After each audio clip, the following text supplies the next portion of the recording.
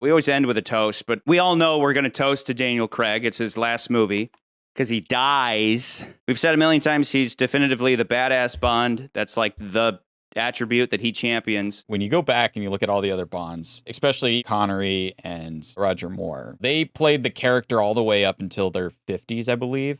50s, almost pushing 60. He's at that age level, right? But if you look at him, you would never know twice. And I do appreciate an actor putting themselves to the limit and actually it's like, I'm going to be playing James Bond. He should be physically imposing. I should take care of my body enough to make my character look like I can do all these things. And I do appreciate that because going back to Roger Moore or even better is like Connery, by the end of there, they were just overweight, didn't give a shit.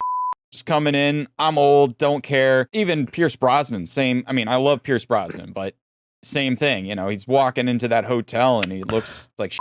So I appreciate his commitment to the role, even if he had once said that he wanted to slash his wrist if he had to play Bond again. But I think it kind of does show that he still really appreciated the character. He really wanted to do it. Yeah, I'll give him that. I would say he had dedication to his craft. If you had to put him against anybody else, he's definitely up there. I would agree with that. You look back at how many years, like Craig started in 2006. He ended in 2021. How many years? That's like 15 years, right? I don't know how. I think that's the longest tenure, not movies, but the longest amount of time any Bond has been Bond. It's a long time, but he only did 5 movies.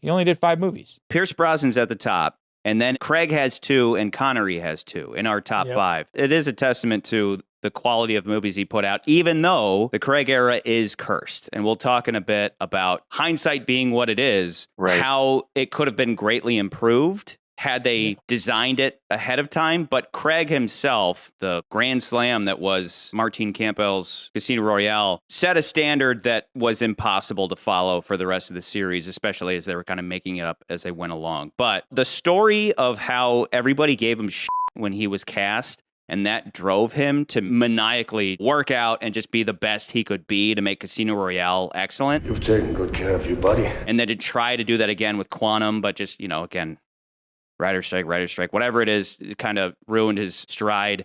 Skyfall brought it back a little bit, and then Spectre took a giant, that was like bukkake all over his face. He can rest now.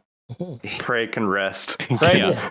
I love that. Obviously, the first James Bond to ever die, which is kind of cool, in my opinion.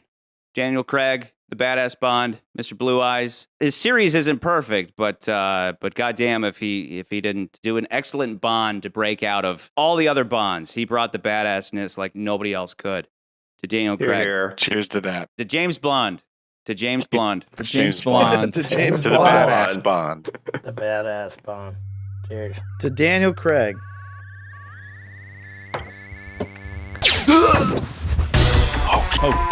Johnny? What the f just happened? Hold on, let me check something. No. Whoa. Oh my God. There's not moving, man. Did Johnny just have a Wait, seizure? what happened? Chucky, Johnny, are you okay? Johnny. it's the Nanspot. No. The Nanspot got Oh Junie. man, the Nansbot got Junie? Patterson, I brought Wait. you on for a reason. I need you to make a firewall to keep us safe for the rest of the duration of this podcast. You got it. I'm enabling quantum encryption. I was so excited that everybody was back, and now Junie's dead. This is a bummer.